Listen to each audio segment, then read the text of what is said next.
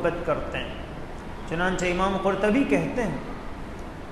کہ حضرت ابو زید فرماتے ہیں کہ مجھے 4 باتوں کے سمجھنے میں غلط فہمی ہو گئی تھی، لیکن جب میں نے قرآن کریم کی تلاوت کی تو میری یہ غلط فہمیاں دور ہو گئیں۔ میری پہلی غلط فہمی یہ تھی کہ میں پہلے اللہ کو یاد کرتا ہوں، پھر اللہ مجھے یاد کرتے ہیں، لیکن جب میں نے قرآن پڑھا تو میری یہ غلط فہمی دور ہو گئی، اس لیے کہ اللہ قرآن میں کہتے ہیں وَمَا يَذْكُرُونَ إِلَّا أَن يَشَاءَ اللَّهُ، کہ بندے جو اللہ کا ذکر کرتے ہیں جب تک اللہ نہ چاہیں بندے اللہ کا ذکر نہیں کر سکتے ہیں، پہلے اللہ چاہتے ہیں تو ذکر پہلے ادھر سے ہوتا ہے، اس کے بعد پھر بندہ اللہ کا ذکر کرتا ہے۔ دوسری غلط فہمی مجھے یہ تھی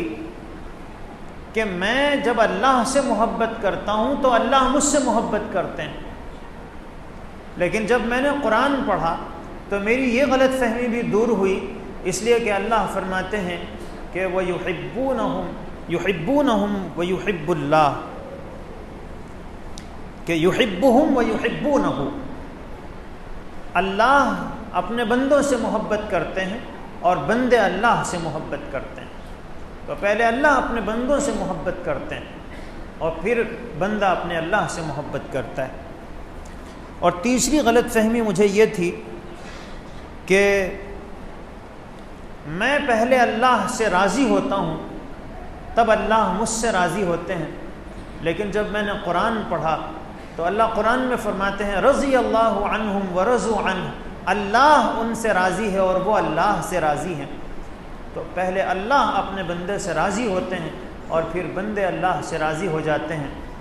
اور تیسری غلط فہمی اور چوتھی غلط فہمی مجھے یہ تھی کہ میں یہ سمجھتا تھا کہ پہلے میں توبہ کرتا ہوں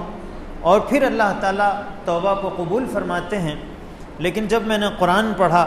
تو میری یہ غلط فہمی بھی دور ہو گئی، اس لیے کہ اللہ فرماتے ہیں ثم تاب علیہم لیتوبوا، کہ پھر اللہ ان کی طرف اللہ نے توجہ کی تاکہ وہ توبہ کریں۔ تو دنیا کی محبتوں اور اللہ کی محبت میں فرق یہ ہے کہ دنیا میں انسان کو پہل کرنا پڑتا ہے اور اللہ تعالی خود پہل فرماتے ہیں۔